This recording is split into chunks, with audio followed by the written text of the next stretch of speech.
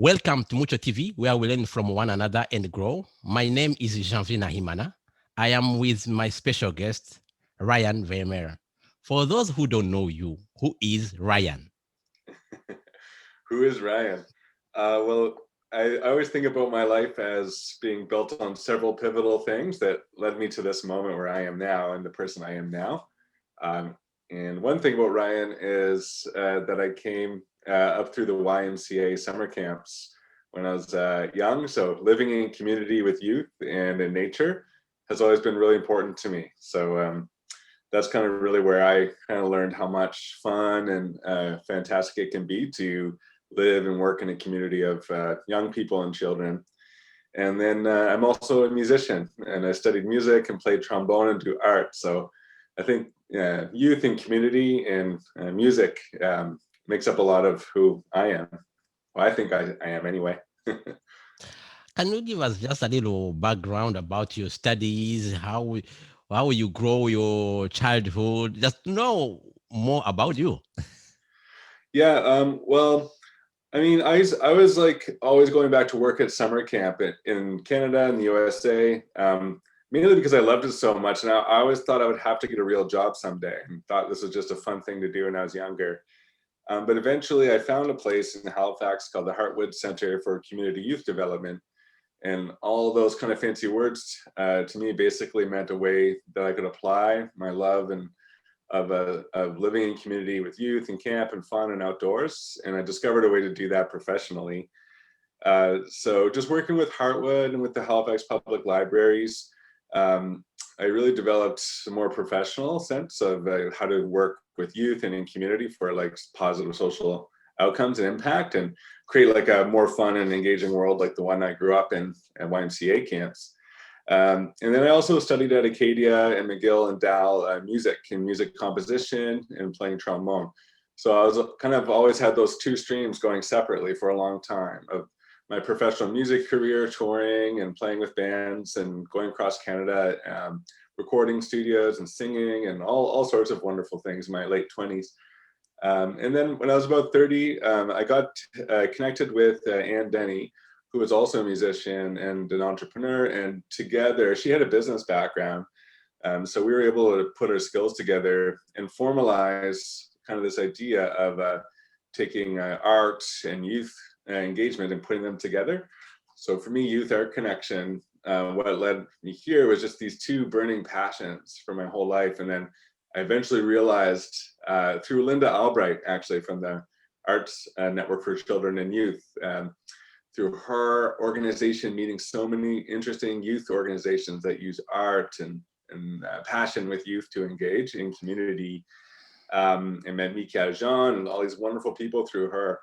And it really started Youth Art Connection. I realized, oh, you can really take something you love and something that's personal and expressive and beautiful and use that as a way to build community with young people. And yeah, and Yak's been going for about 10 years now. So it's led me all sorts of places, adventures and really interesting people. And I've explored both a fun, beautiful world of working with youth around passions in community, but also around how I can make social change and how I can prepare people economically as well to survive and thrive. Yeah, that's pretty much the outline of the journey for me. So, youth art connection is about art and culture. Can you give more details about what meaning to Yeah. you culture and how art can connect people in community? Yeah. Yeah. Well, what I found as a musician is that my training, the support I got, the formal education was really preparing me to like play in orchestras and do bigger formal things with music. But most of us don't end up in an orchestra. Most people never who go to music school never actually follow that path. And I really realized there was a lot missing, a lot more meaningfulness and opportunities and missing to really do something beautiful with a musical education. And so I started to realize that it could open doors for me, and that we need certain kind of new skill sets, I think, to help translate musical and creative talents over into life skills. and cultural expression and social justice. Um, so yeah, so we really set off with that as a main idea. The young people are very creative. There's many talented artists in our communities already who are self-taught, or maybe they've been had training. But there was our culture, I think, our society lacks a little bit of understanding about what the role of the artist is, right? Of how these creative visionaries, whether it's for entrepreneurship and building businesses and initiatives, or navigating very complex social problems and affecting, positive growth and social change, like the creative people I've started to learn over the years and seen it again and again, are the right people in times of crisis and challenge and in the face of adversity. And if like, so really what we believe that Youth Art Connection still believe to this day is that by finding the people who are already creating, who already have some fantastic talent, already have a vision, and working with them to build those life skills and business skills and create networks and opportunities for them. Not teaching art necessarily either, just like recognizing the talent that is already there, and really giving people more development opportunities and chances to grow their own art practice, their own business, their own careers, their own social impact through creative expression. Um, so if people are using cultural expression to express, their cultural identity, or their sometimes their own gender identity, or other parts of identity, it can be very empowering to give yourself some space when the world doesn't provide it for you, right? If systemic racism and other challenges like that create not a lot of space for some people, art, entrepreneurism, activism is such an effective way to create more space and create a better and more safe world for young people. And artists do that so well, right? With poetry, with visual art, with music. It really helps us envision and imagine a better world and a safer world and a more fun world. Because we need to be able to imagine that before we can build that together. So I really see the role of art and culture, leading and changing and finding a new way of doing things when our current ones are broken. And by supporting and training young people in all those life skills all around their creative art, by empowering those artists, I really think we're creating leaders that can help us wayfind, especially with COVID-19 or our environmental crises, or the challenges around systemic racism. Like it's the creatives that are going to be able to help us envision a new way of doing it in a new future and help us get there, I think. And yes, I imagine that COVID-19 impacted you all your project and the program for 2020, and how youth are doing during this difficult time with the COVID, and they don't get a time to go outside to perform. How do you connect with them, and how they are doing? Yeah, well, like youth are like all of us, just younger versions, but I think they have all the similar kinds of struggles and very similar anxieties, existential dilemmas, mental health challenges, and maybe also enjoying a break or a slowdown as well, because the changes always brings challenges like this, but I think there's usually silver linings too if you can see them. So I think it's all across the board, to be honest. Some people, I think, like they've navigated pretty well. But so I imagine the same as a lot of adults, like I see plenty of young people struggling, especially I think with mental health. I was thinking about it, like one of the treatments for COVID-19 that we have is to stay physically separate from each other, right? It's one of the ways that we are stopping the spread of this virus. But then the symptoms, there's results from that, right? So the symptoms, the things that happen when you don't touch each other, when you're not around each other, when you're not connected, when you're trying to limit your bubbles, you're trying not to meet new people and new groups of people all the time, or connecting to the ones that already exist.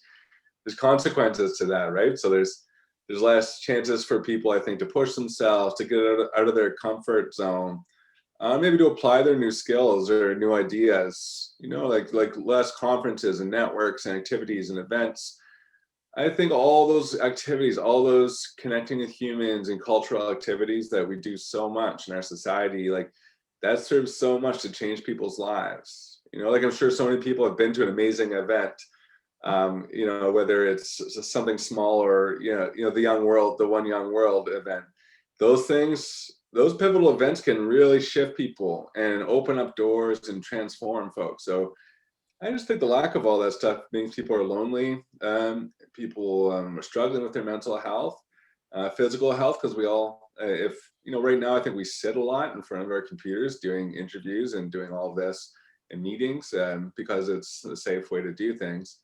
Um, but then you're sitting a lot, you're putting on the pounds, and you're not going outside as much, maybe, and connecting with others. Yeah, so I think they've been struggling. And we've connected online, of course, like through Instagram Live and doing activities, and especially near the beginning of the pandemic, reaching out and touching base with everybody just to try to keep some kind of connection going.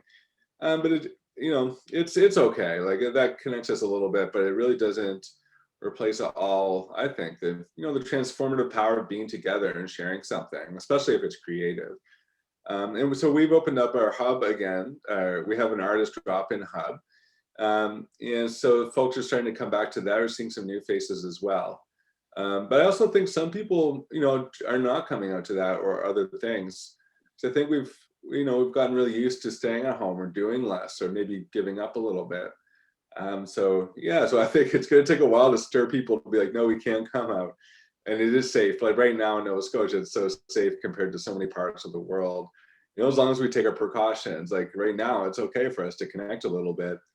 But yeah, I think people have fallen out of the habit too. So we're losing some of those essential skills, I think, of connectedness and sharing, and honestly, and the role of art, right? So much less music. Singing is so dangerous, apparently, for most of us right now because of the moisture that can spread in your mouth. So we can't sing together. We've been singing since the dawn of time, all humans, all people, and together in churches and community everywhere. So just imagine what's the effect of not singing together after, informally or formally in a choir or whatever. I think it's still, there's a lot of change and a lot of it's not good, but also it takes a while to catch up and innovate and create new solutions and new ways of doing things. So like Zoom is like convenient and all these videos are good, but the consequences of sitting a lot, of being at home and separated, like all those things, we need some ways to deal with those, I think, and think about, can we use maybe art in a small way or to make some connections in person and feel things and touch things and see things and ideally sing together again. Long answer, but what a what a time that's been. I could probably talk for days. I'm sure you could too. So yeah, it's how many years? When did you start Youth Art Connection, and what the programming that you have organized, and what is your best memories for all performances that you had with the Youth Art Connection? Wow, there's a lot. So we started YAC, Youth Art Connection, about 10 years ago. We incorporated officially 9 years ago. So it's probably our 9th birthday was September. Wow. So, over the years, so we founded Youth Art Connection to create something, do something new that we didn't see happening in Halifax, right? Building, really focusing on artists and connecting them to build lives and to build careers and to engage and grow and thrive. There's development opportunities in some art areas in Nova Scotia for professional development, and sometimes there's ways to apply art as a change maker. But largely those things are not particularly supported systemically, right? There's not a lot of infrastructure for arts. In the same way there's, hockey rinks and infrastructure like that for sports activities in our communities. The same thing doesn't really exist for creative expression and arts. So it's kind of hit or miss, if you have access to dance or to singing or in a structured way. Anyway, so we really began trying experimenting with any kind of programs that would be driven by youth in a creative way, one of the real building blocks of Youth Art Connection we've always focused on is what we refer to as youth engagement. And really what that means is what our programs, like which programs we do, what our strategies are, and what we decide to do in community is always driven by the interests and the ideas and the strategies and the motivations of young people and of artists. So we've followed them since the beginning. If they suggested we early on, we did some programming around youth, like feminism in art and social justice in art. So we've done a lot of social justice programming, and that's because young people wanted that, right? Young millennials and then now Generation Z's like really care about inequity in the world. So we listen to them, we follow them, and build programs around that. So we had a Justice Arts and Youth in Action program that was really exciting, working in communities with the art gallery. Actually, I think my favorite moment, there's been so many amazing moments, to be honest, Sean, because like that's really what art is, and YAC and is performances and activities and learning opportunities, and it's just moments every day. But personally, I think one of the most, oh man, there's a couple. I'll just pick one. So at the Art Gallery of Nova Scotia years ago with Michael Jean and the Michael Jean Foundation, we did a project called Breaking the Fourth Wall. And it was about young artists addressing justice through their art in a bunch of different areas. And one young woman had created a very graphic art piece, very graphic, like lots of blood and guts. And I won't go into it too much right now. I wish I could show you a photo. Maybe I'll send you one. Anyway, it was quite challenging, and it was related to sexualized violence and her experiences with that.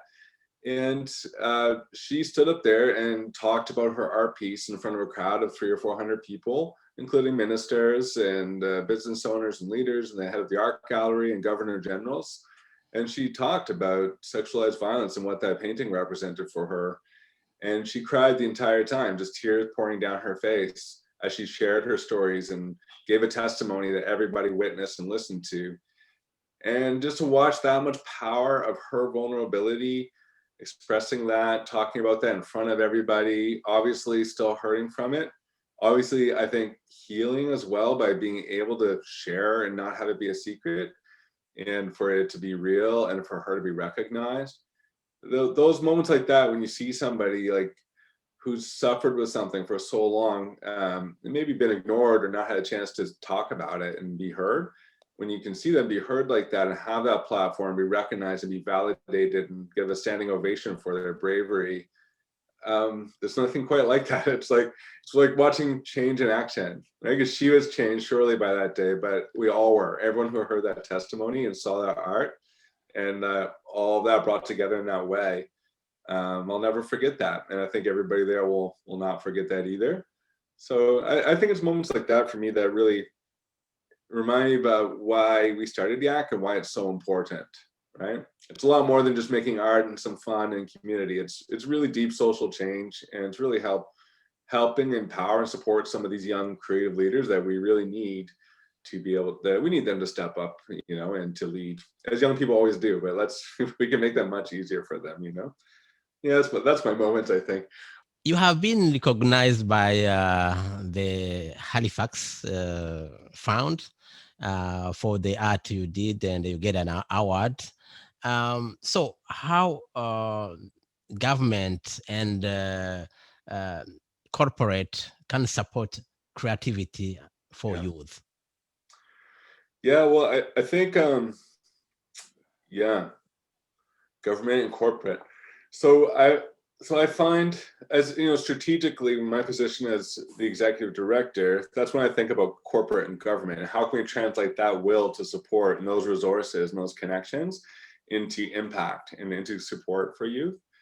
And I think like the main thing is, to me, creating relationships, meaningful relationships between community and youth and art, and the systems like that, and the people in those systems who hold power, to create a better understanding and more connection of what the potential of these young people are and of their arts. And again, because I think it goes back to our problem in our culture of not understanding the roles of artists and what we do and what we're here for and why we're so needed and how essential they are to every aspect of life. so I think when you create those relationships between people who are artists and are leaders and change makers and people, gatekeepers with power and systems, the possibility gets created that something new can happen, that we can support them in a new way, that we can listen to their creativity and their vision, and we can support them. And through my role running a registered charity, then I seek out opportunities for corporations who do get this and do understand what we're trying to do and see the value of these young people, to invest in them through money. Absolutely. It takes a lot of money to make like things happen. So obviously corporate support and donations. Um, but beyond that too, it's making those relationships. So like with the McGinnis Cooper law firm, for example, like they've supported us a lot since the beginning. But we've really sought ways to go deeper with them, and similar to TD and some of the other supporters we have. So we create like we have a hot seat coming up with them in a few weeks. So for example, they bring their expertise in business and marketing and law, and young artists with change projects or businesses will have a chance to talk and present to a group of 20 or 30 staff from a law firm and get feedback on their ideas. If there's solid business wise, if there's legal considerations they should think about, or for business development, if their business model is good. So there's so much knowledge and access to support and networks of people who can make things happen in government and in the corporate world, that if we can create those relationships and help weave those networks into youth in our community, then the money that they donate can really stick, because then youth have the right channels to like follow up and to build it, right? And to really grow something beyond the scope of one small project from a donation. So yeah, we are in Atlantic. We are far from big cities like Toronto, Montreal. So how can we connect our young generation youth in Atlantic? Is YAC have other partnership in with other provinces here in Atlantic?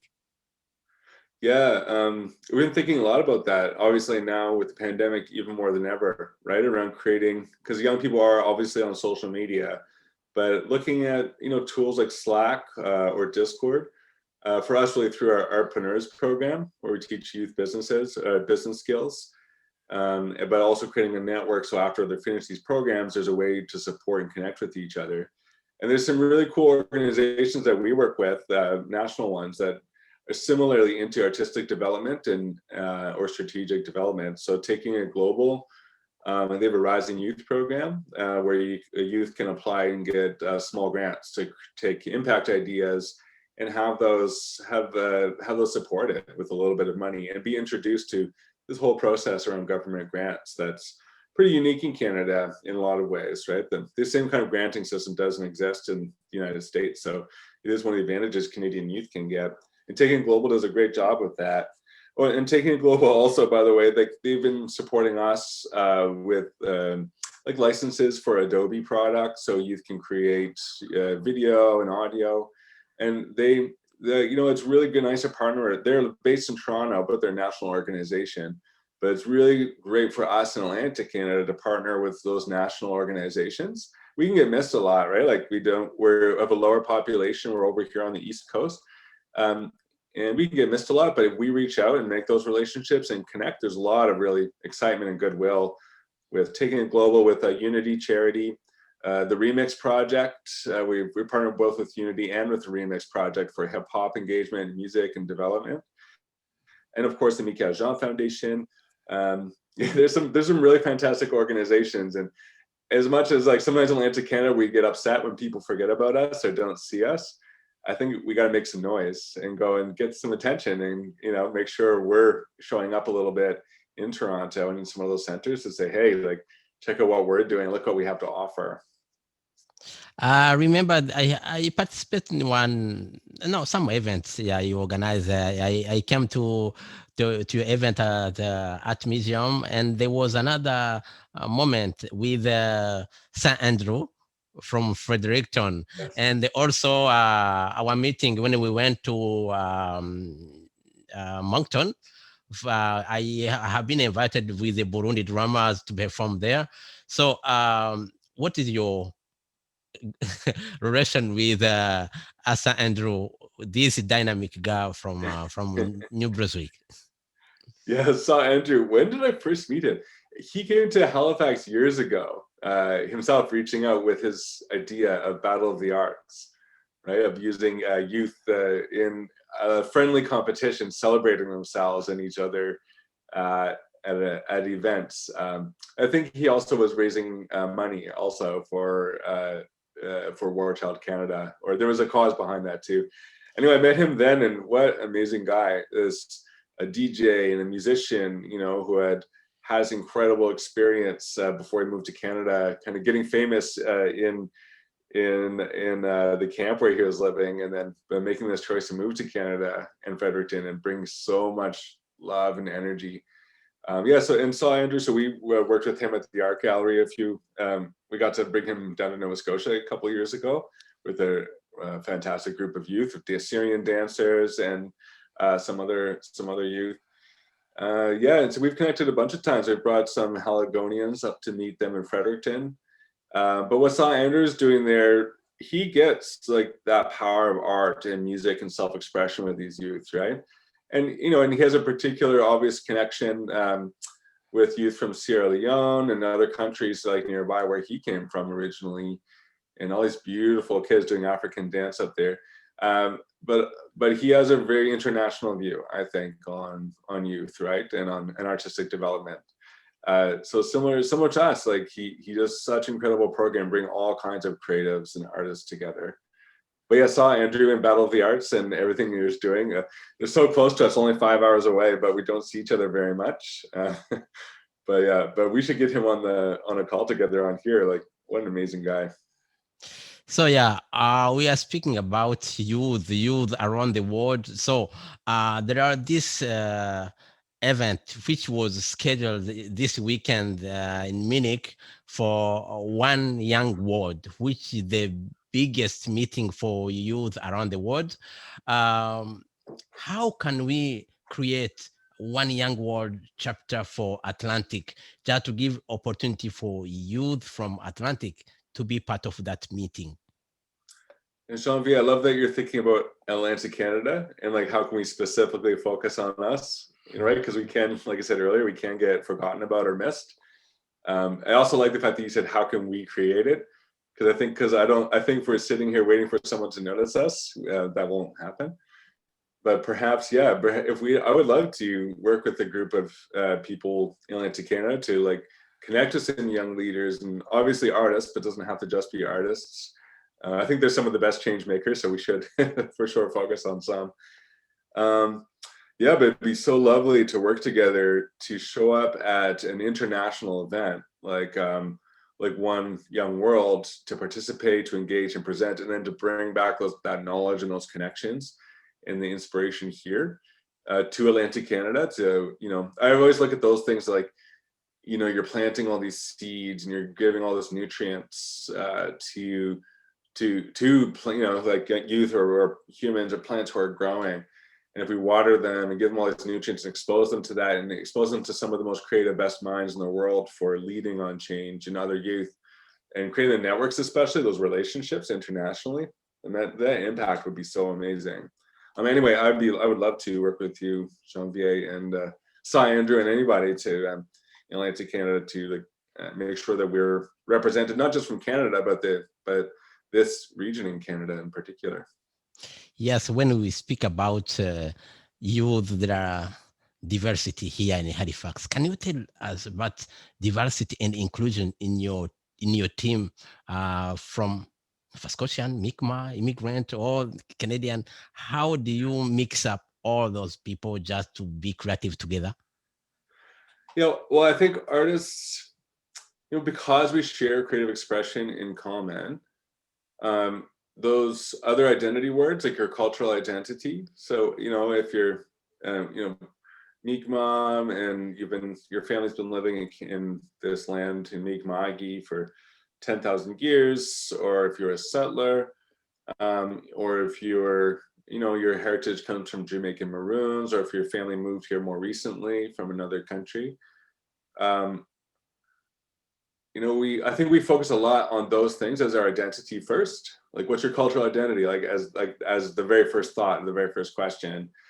But see, I think the power of art, what happens is that we identify before that, we identify as creatives and artists, right? So when we create a program for musicians or for hip hop heads or visual artists, um, and you just make sure that the word gets out to very diverse networks, right? So you're making sure specifically the African Nova Scotian communities finding out about opportunities, or the YMCA Center for New Immigrant Programs like the YMCA, if they know about it, and they can invite youth from schools.